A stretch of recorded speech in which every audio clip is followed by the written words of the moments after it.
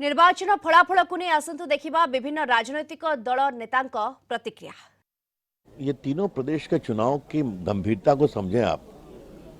भाजपा 18 साल के सरकार के बावजूद मध्य प्रदेश में 2/3 से अधिक बहुमत जीत रही है। राजस्थान में सिर्फ ये रिवाज नहीं पलट रहा है, निर्णायक जीत हो रही, बड़ी जीत।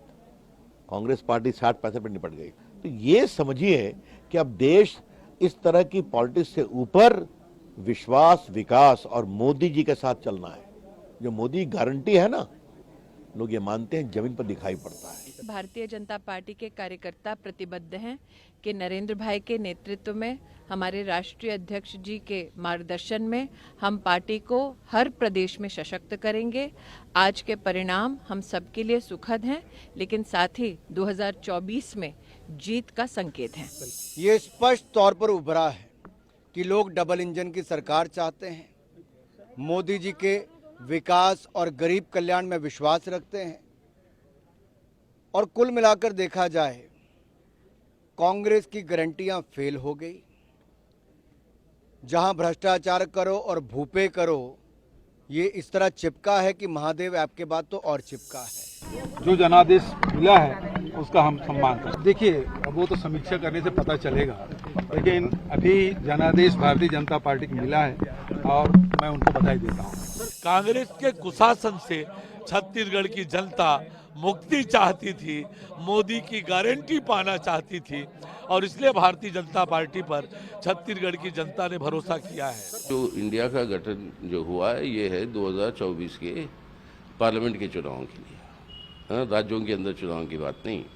बात ठीक है कि हर राज्य के अंदर परिस्थितियां अलग अलग होती हैं, लेकिन अगर यही धर्मनिरपेक्ष जनतांत्रिक ताकतों के बीच में ये सलाह मशवरा और ये कोऑपरेशन बेहतर होता, तो हो सके कि रिजल्ट्स जो है कुछ अलग नहीं होते हैं, यही रिजल्ट्स हो सकते थे, लेकिन एक प्रचार के रूप से वो जो है एक मोर इफेक्टिव होता ज़रूर। हमारा भी मानना है, जो कि तेजस्वी जी ने भी कहा है, कि ये एक संदेश है कि बीजेपी ने सब कुछ झोंक दिया, लेकिन लोकसभा के चुनाव के परिणाम बिल्कुल राष्ट्रीय मुद्दों पे लड़े जाएंगे। और इन परिणामों का, जिसमें बीजेपी आज पटाखे चला रही है, उस दिन का वो इंतजार करें जब राष्ट्रीय मुद्दों पे चुनाव होंगे। रोजगार पर चुनाव होगा, दवाई पे चुनाव होगा, सिंचाई पे चुनाव होगा, लोगों की थाली पे चुनाव होगा, और उस चुनाव के नतीजे बीजेपी को परेशान करेंगे। 2 बार उन्होंने हमें मौका दिया। 10 साल नया तेलंगाना राज्य जिसको बनाने में हमने बहुत एक्टिव रोल प्ले किया, अहम भूमिका प्ले किया। इसमें हमें मौका दिया गया 2 बार। कोशिश हमने तो ये की कि तेलंगाना को पूरे भारत में, पूरे हिंदुस्तान में नंबर 1 बनाने की, और हम काफ़ी हद तक कामयाब भी हो चुके।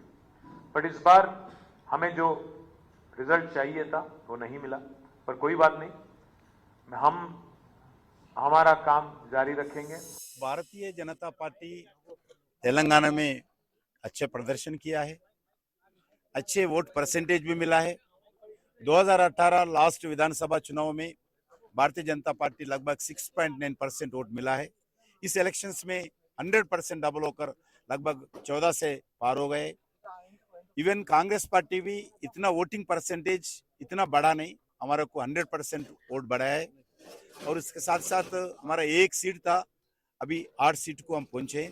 आने वाले इस 3 महीने मेहनत करके आने वाले पार्लियामेंट चुनाव में पूरा तेलंगाना में जितने भी सीट है, पूरा सीट जीतने के लिए हम पूरा प्रयास करेंगे।